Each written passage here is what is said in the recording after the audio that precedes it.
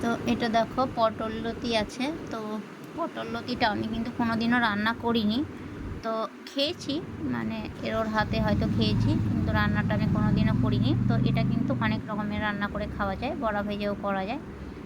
তো আমি এটা একটু আলাদাভাবে করছি। তো যাই হোক, প্রথমবার করছি, এখন ভুল ভাল হতেই পারে। তো তার মধ্যে আমি কিন্তু কি কি মশলা দিতে হয় সেটাও হয়তো সঠিক জানি না। তো আমি আমার মতন করে আজকে একটু করে নিলাম।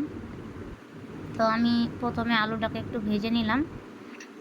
তো আমি কিন্তু কোনো রকম মশলা দিইনি, আমি শুধু কাঁচা লঙ্কা ছিঁড়েই আমি রান্নাটা করছি। তো আমি আলুটাকে একটু হালকা করে ভেজে নিলাম। তো যাই হোক, এখন খেতে কেমন হবে না হবে আমি জানি না। তো মানে আমি হালকা করে একটু ভেজে নিলাম, দিয়ে আমি পটল লতিগুলো কিন্তু দিয়ে দিলাম।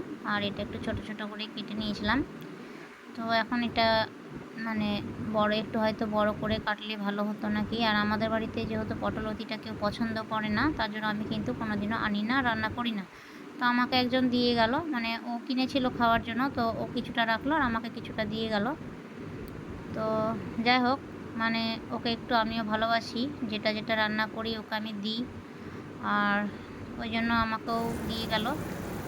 তো এটা ওটা রান্না করলে আমি ওকে দিই, মানে সব কিছুই ওকে দিয়ে খাই, মানে মোটামুটি অনেক কিছুই হয়তো রান্না করি। তো এই যে দেখো, আমি হচ্ছে মুসুরির ডালের একটু বড়া ভেজে রেখেছিলাম।